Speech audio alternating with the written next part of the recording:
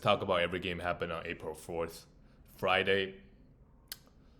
The first game is the Kings beat the Charlotte Hornets 125-102. The Kings, man, they're barely holding on because Phoenix is worse than them. Phoenix lost 2 straight. Now the Kings are 2 games ahead of the Suns with 7 games left. It's not looking good for Phoenix. But the Kings, they are not that much better. The big three play fairly well. DeRozan only 27 minutes for DeRozan, 22 points. Right, Sabonis got 24 and 11, while Zach LaVine also had a great game. And finally, Malik Monk came off the bench, had a decent game as well. But they're playing the Charlotte Hornets. It doesn't really mean that much, to be honest. For the Hornets, Mark Williams was out, so Nurkic. Every time Mark Williams is out, Nurkic is the guy that we could stream. Obviously, 8 rebounds, especially if he starts. If he doesn't start, then no. Miles Bridges at this point is still playing, just 27 minutes. Daquan Jeffries, if you're looking for some threes, some stats across the board, if this is the beginning of the week and you're not sure what category, you're trying to win all the categories, he's a guy that you could stream. KJ Simpson, he has big minutes. Seth Curry, we know we could have him for threes. But, it's this guy, I have no idea how to say his name.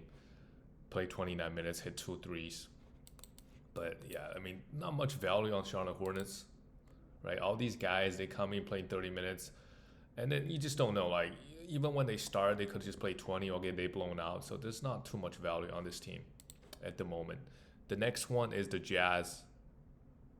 The Pacers scored 140 points. That is insane. 112, 140. The Jazz, if you play them, they play absolutely no defense. Filipowski, with Walker Kessler out, he struggled massively, so he only played 24 minutes. Johnny Juzin played fairly well, hit 5 threes actually. You could stream him for threes. That's something he's really good at, and he took 18 shots here. And Bryce Sensabaugh, yes, another guy that we could stream. He's also very up and down, but he took 10 threes here as well. Filipowski, we should have considered rostering him if you need points and rebound and some assist. Colin Sexton, 27 points, 2 steals, 2 threes. For some reason, they're still playing him huge minutes. Isaiah Collier, mainly just for the assists, and Keontae George continue to put up okay numbers with 3 threes, 15 points, and 5 assists. So Isaiah Collier and Keontae George, yes, we want to have these 2 guys. And of course, Colin Sexton. And Sensabaugh and Johnny, right, if there's a back-to-back, their value goes up as well. For the Pacers, Tyrese Haliburton had 17 and only 28 minutes, basically didn't really play in the fourth quarter. 17 and 11, that's decent. Miles Turner had 6 blocks in 27 minutes. Siakam had 22 with 3 steals and 4 blocks. Yeah, everybody just went off here versus the bad Jazz team. And, most of the starters did not even play or barely play in the fourth quarter. The next one, this is telling. Phoenix Suns lost to the Celtics. It's not a surprise they lost this game, but just the way, if you look. So they started the rookies, Ryan Dunn and Oso. If Oso continues to get the start, I like him. Right, there's only like 1 week left. If you look for some rebound and some field goal, he did exactly that. But how about Bradley Beal? The man is getting paid $50 million. $50 million a year. I think players in the early 2000s or 90s, like, they don't even make 50. I mean, obviously there's inflation, but they don't even make 50 for their whole careers. And Beal, what did he do this year? So if you look at that contract, there's obviously a lot of other things going on. We can't just criticize Beal because everybody would try to get the most money possible, but it's just from a team perspective. My God, it's horrible, and he has a no trade clause as well. So you can't trade him somewhere that he doesn't want to. Yeah, I mean, this game 0 for 7, 1 point, 4 rebound, 5 assists. Sure, had 3 steals and block. I guess he tried somewhere, but offensively, my God, Devin Booker, 37 points. they're gonna miss the playoffs. Chances are now it's looking at 70-80% chance they're gonna miss the play-ins. They're gonna miss the play-ins. Don't even have a chance to get into the playoffs. And KD's still out, so yeah. Royce O'Neal hit 4 threes, 12 points. And who knows? By the end of next week, who knows? Beal, they might shut him down, to be honest, right? So be ready by the time next Saturday, right? Be ready, or next Friday or Thursday, be ready to drop. Like if you have KD, it's time to drop. And if you don't have an IR, and maybe they give some of the playing time to some of those younger guys, especially like guys like Bobo, right? He can come in and really kill it. But what a bad year for Suns. For Celtics, 15 points for Porzingis. As long as he's playing, you should be happy. Derek White hit 4 threes, 7 assists. Jalen Brown got 31 points, and Jason Tatum also. Yeah, I mean, they just got too many players on this team, on the Celtics team. Al Horford, 24 minutes. Luke Cornett played 15. Peyton Pritchard, right? And you have Sam Hauser coming, right? Hit a couple threes, yeah. The next game is Detroit. They are winning games without Kate Cunningham, 117-105. And Dennis Schroeder is, need to be rostered for points and assists. He did exactly that, 7 assists. And Malik Beasley and Tim Howard Jr. with Kate Cunningham out, right? Those guys going to have a higher usage boost. Tim Howard Jr. has been playing very well. So if you need points and threes, for sure, he's one of the better guys out there at the moment. And half of the league, right, they're just sitting out players, and half the league, a team like Detroit, right, especially in the Western Conference, there are a lot of teams you're playing all their guys because they're fighting for that spot. Ausar Thompson, amazing game here as well, 3 steals and 2 blocks across the board. But it's the Toronto Raptors they beat, but they are winning games without Kate, so it's a pretty big turnaround from last year to this year. Emmanuel quickly, surprised, he played 29 minutes. Okay. Jacoby Walter played 22. Amazing game from him. Like, we need to roster him for points and threes, especially with RJ and Scotty Barnes. What are they gonna do, right? The shots gotta go somewhere, and this guy could definitely take advantage of all the offense. What do you call it? With all the guys out, right? The usage is there. Somebody needs to take it. Jacob Pertl came back. I'm surprised. 1 steal and 3 blocks. That's pretty good. Yeah, I mean, the Jonathan guy and Jamison, do they do a lot in fantasy? I'm not sure. The safer choice for sure is Walter, right? And if Pertl is out, we could have Orlando Robinson, but that's it. All the other guys, you just don't know how much value they're going to provide. The next game is the Portland team. They beat Chicago 113-118. So they lost to Chicago. Speaking of Chicago, they're the 9th seed. They're tied with the Heat right now. So, they're going to try next week because they want to have a home court. And, it's still possible they catch up to the Hawks, right? That would be absolutely huge. Then they only need to win 1 game instead of 2 to make the playoffs. And how about Danny Avdija? Like I said before, Jeremy Grant has been out, and it makes sense to give Danny Avdija the opportunity, and he's been balling. 37 points, 11 rebounds, 2 threes, got to the line 14 times. Amazing, right? Anthony Simons missed the last 2 games, so all the usage is going to him. And Shaedon Sharpe, I don't like Sharpe as much. His shot selection is very questionable. 7 for 23 here, but he get the points. Benton, he's been starting. We could also have him. 2 threes and 21 points is also decent, and Donovan grabbed 18 boards. Amazing, 2 steals and block. He is finally producing. He struggled quite a bit for a little while, and he's finally producing. Matisse Thybulle, if he starts, we could also have him for those defensive stats. Stream him for those defensive stats. For the Bulls, Vucevic, what a game, and what a game for Josh Giddey. A big triple-double for him, 19 rebounds and 12 assists, and Vucevic shot the ball super well. 31 points, and Kobe White added 31. Kobe White has been hot. Kobe White has been amazing in the last month. Kobe is the 33rd ranked player, averaging 28 points in the last month. 28 points is super high, super high. And yeah, he probably helped a lot of people winning averaging 3 threes, right? The defensive stats are always an issue, but efficiency-wise, he's shooting 51%. So he's giving you a huge boost in efficiency as well. 89% from the free throw line on 7 attempts. That is pretty wild stuff from Kobe. The efficiency, the points in the last month. Kevin Herter, we could also stream him, and Matas also get a lot of minutes. He actually get a lot of blocks as well. Not a lot, like he can get you a block a game, right? In some weeks, who knows, he could get you 7 or 8, which would be huge. He got 3 blocks and 12 rebounds.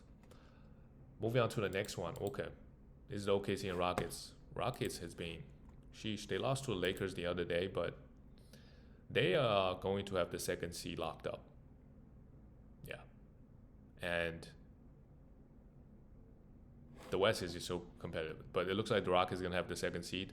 The Lakers, the Nuggets, the Warriors, the Clippers, the Grizzlies, the Timberwolves, like things could change in next week. They're all within 2 games of each other. So, yeah, Rockets might rest a player or two in the last final day. Same thing with OKC. How hard is OKC trying here? I'm not sure. Shea had just 22 points with 8 assists and 3 steals. They waved the flag early. Actually, not that early. Shea still played 35 minutes. But the score it's not that close. So maybe they want Shea to get the numbers. Who knows? Isaiah Hartenstein, 8 for 9.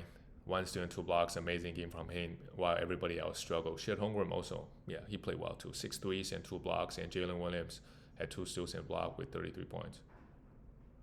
And 2 threes, yeah. Jalen Williams had a huge game here. So the Rockets, at least this game, it seems like all their effort is focused on Shea this game, but he still took 22 shots. Not much going on with this team fantasy-wise for OKC. And that Rockets, Amen Thompson shows why he's really, really good. 16 points, 6 for 9 from the field. He's just doing everything to help the team win, right? 8 rebounds, 6 assists, great efficiency, and then he adds in 1 steal and 2 blocks. Amazing. This game, they deployed something interesting. They started Şengün and Steven Adams together because the Thunder also decided to go big. That's fine. The spacing is going to be a little bit iffy, especially for the Rockets. But that's okay. Defensively, Steven Adams got 6 offensive rebound again. Yeah, the guy is an offensive rebound machine. Jalen Green, great, 34 points, especially with the lineup like that, right? You expect Jalen Green to take a lot of shots, right? Because Amen Thompson, Steven Adams, those guys, right? They're not really going to do much. Although Steven Adams only played 22 minutes.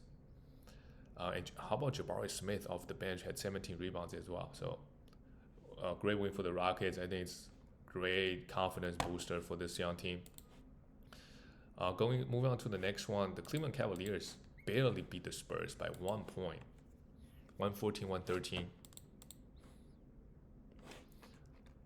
And Donovan Mitchell had 26 points and 6 threes. That's great. And Darius Garland had 19 points. So they both did their job.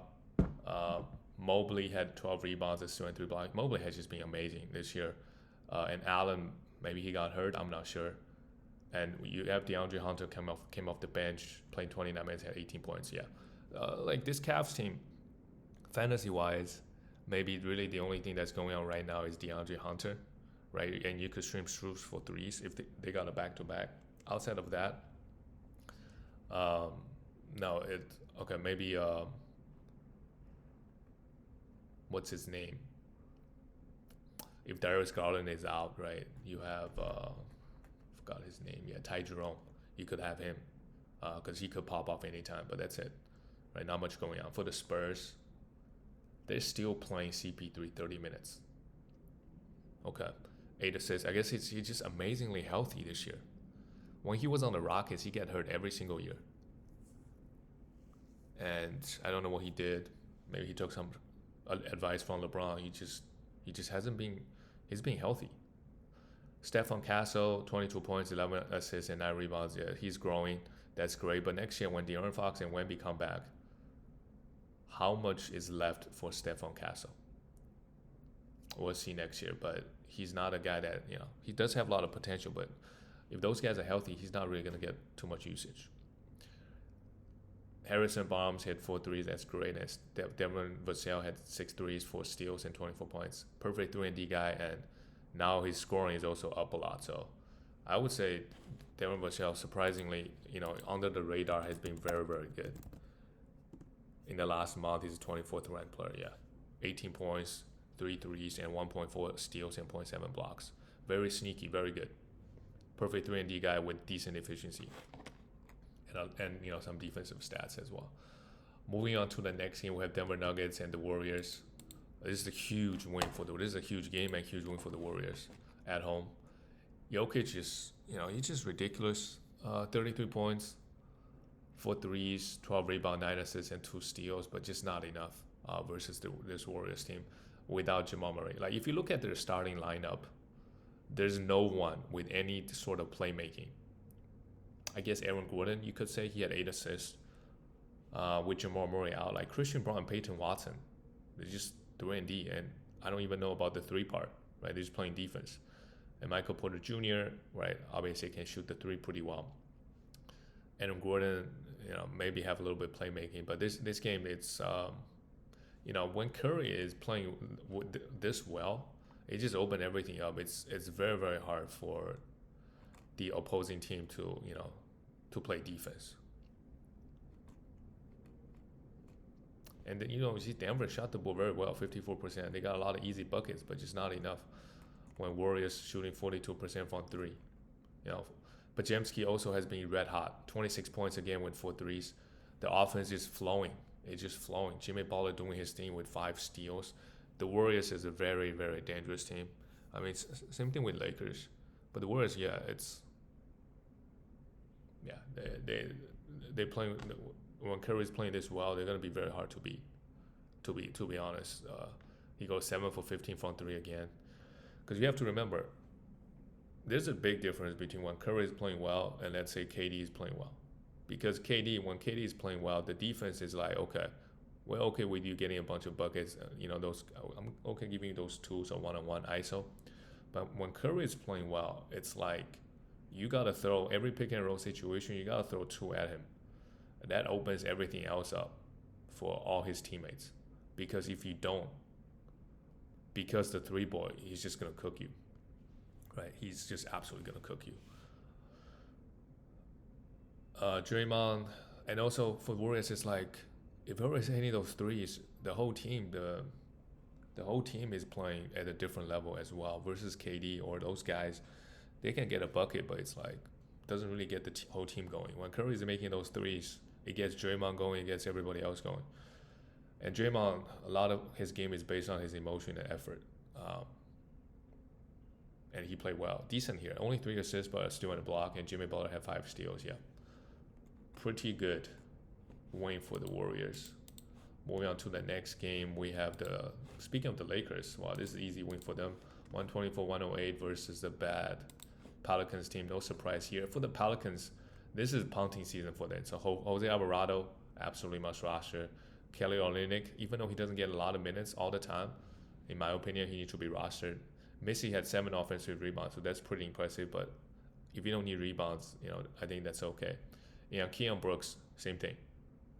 He had 4 fouls, but if he starts, I would also look at him. They give a lot of guys off the bench, like Bruce Brown, we could stream him, Antonio Reeves, right? If there's a back-to-back, all these guys, Elfrid Payton even, he had 12 assists. If you need assists, Payton, you could look at him, 12 assists in 20 minutes is pretty wild, to be honest. So a lot of things opening up for the Pelicans. So yeah, if you need assists, Payton could be a really good stream. For the Lakers, Luka, the big 3 play well, but the defensively, the other team, it's no match. Luka at 35 points, 6 and 6, while Austin Reeves, his efficiency is pretty insane. 30 points in 13 shots. He also got to the line 9 times, and LeBron also kind of did the same thing. No rebound for LeBron, but 8 assists and 2 steals and 27 points.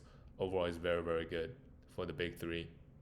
Not much going on with the Lakers fantasy-wise because really the only guy is Jackson Hayes. Maybe you can get him for some rebound and some efficiency and defensive stats, but some games he can only play 16 because Lakers just go small.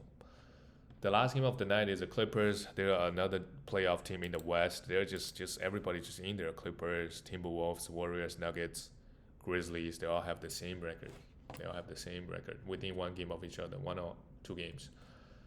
For Dallas, yeah, Dallas is going to be. It's looking like they are going to be in the play-ins. They're 2.5 games ahead of Phoenix, and I don't see Phoenix winning. I don't know, depending on the schedule, I guess. So yeah, they waved the white flag early. My God, Clay played 12 minutes. Daniel Gafford played 18. R.J. Marshall played 36. Max Christie, he's just been struggling for a month now since he got traded. He was hot for a week and then has not been good since. Spencer Dinwiddie, I think we still want to roster him. He's been very, very solid. And 80, he plays one and then sit out another. But 80 needs to be picked up. That's like, he's just too good to be. If you only got 2 games out of him, like, yeah. Especially if you need those big man stats. Rebound and blocks. For the Clippers, easy night for them. That's good. They need the rest as well. Harden still played 30 minutes, had 4 rebounds and 5 assists and 2 steals. Amazingly, Harden hasn't really missed any games this year. Zubac had 13 rebounds, a steal and block. He's been amazing all year, consistently available too, right? Very, very solid rebounder and field goal guy. Kawhi had 20 points. Yeah, a fully healthy Clippers squad is not some you want to mess with as well. Because it's a pretty complete team, and if they're healthy, they could definitely make some noise too. This is the tough part about the West, is just the team ceiling. All these teams have super high ceiling, versus I could not say the same thing about the East. The East, like we look at the 7th seed, like the Magic, what is their ceiling? The Bucks without no Dame, I guess their ceiling, they do have a higher ceiling because I guess Giannis could average 50 points, right? Unstoppable, but yeah. Just like if they're playing well, there's nothing you can do to stop. The Clippers, yeah, very, very dangerous team. That's it, guys. I'll see you tomorrow.